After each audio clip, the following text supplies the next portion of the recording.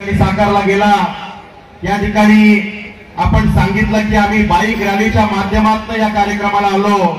खारघर असेल, कामोठे असेल, आपली सगळे शहर असतील, प्रत्येक आमचा युवा मोर्चाचा अध्यक्ष बाईक रॅलीच्या स्वरूपाने आला। मला वाटतं की आजचा हा कार्यक्रम आपल्या सगळ्यांसाठी विजय निर्धार मेळावा तर आहेच, पण ज्या पद्धतीने हे वातावरण आहे तर त्या पद्धतीने हे सगळं बघितल्यानंतर ही आपली विजय मिरवणुकीची रंगीत तालीम आहे असं म्हटलं तर ते चुकीचं ठरणार नाही।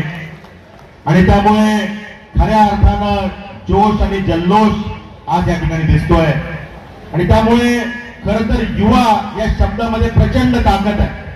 युवा शब्दाच्या जर का उलट आपण वाचलं तर तो वायू होतो, आणि वायू जेव्हा आपण बघतो की जेव्हा तो सकारात्मक असतो तेव्हा तो प्राणवायूचं रूप, ऑक्सिजनचं रूप घेतो आणि अनेकांना जगवण्याचं काम करतो।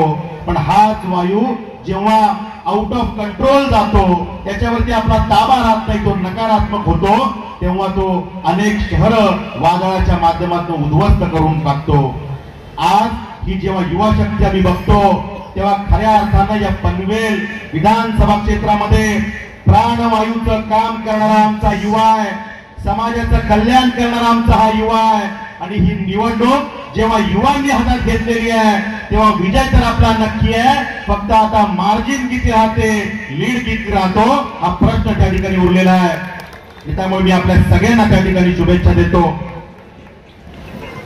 आपलं वातावरण चांगलं आहे, त्या ठिकाणी जोश आणि जल्लोष सुद्धा बघायला मिळतोय, पण वातावरण चांगलं आहे, आपला उमेदवार त्या ठिकाणी चांगला आहे, आपला उमेदवार 100 नंबरी सोनं आहे, म्हणून आपण गाफील राहता कामा नये ही सूचना पण आपल्याला या निमित्तानं द्यावीशी वाटते।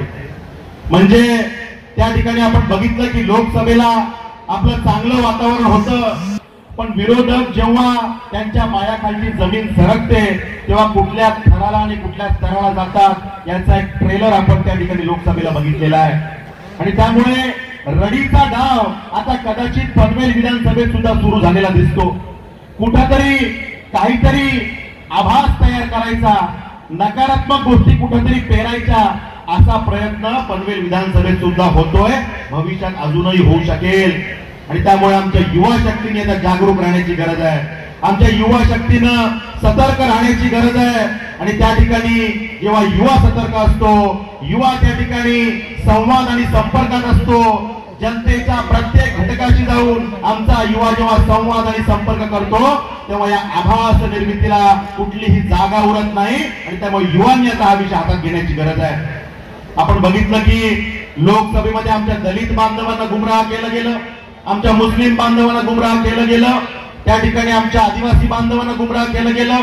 मोदीजी आले तर त्या ठिकाणी संविधान बदलून टाकतील हे नेरेटिव्ह, हा आभास तयार केला गेला।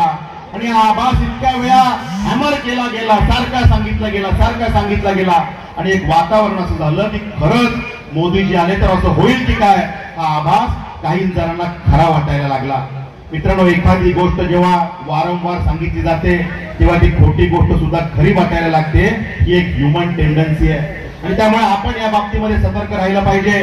आपण त्यावेळेला सांगायला कमी पडलो की ज्या नरेंद्रजी मोदींनी आदिवासी समाजाच्या आमच्या मातृतुल्य व्यक्तिमत्व द्रौपदीताई मुर्मू यांना त्या ठिकाणी पंतप्रधान पदापेक्षा जे मोठं पद असतं की जी व्यक्ती आल्यानंतर पंतप्रधानाला उठून उभं राहावं लागतं, अशा पदावर, राष्ट्रपती पदावर मुर्मूताईंना बसवलं।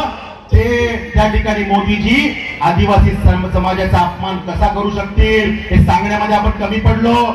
त्या ठिकाणी दलित समाजाचे आमचे बांधव, आमचे नेते रामनाथजी कोविंद यांना त्या ठिकाणी राष्ट्रपती याच पंतप्रधान नरेंद्रजी मोदींनी त्या ठिकाणी बनवलं। मला वाटतं आपण सांगण्यात कमी पडलो की कसे काय दलित समाजाबरोबर मोदीजी असं वाईट वागू शकतील, हा त्या ठिकाणी विषय संवादाच्या माध्यमातून घेऊन जाण्यासाठी आपण कमी पडलो। आणि त्यामुळे त्या भूमिकेतून आता आपण बाहेर निघण्याची गरज आहे। आपल्याला वास्तव मांडावं लागेल, आपल्याला संवाद आणि संपर्क करावा लागेल।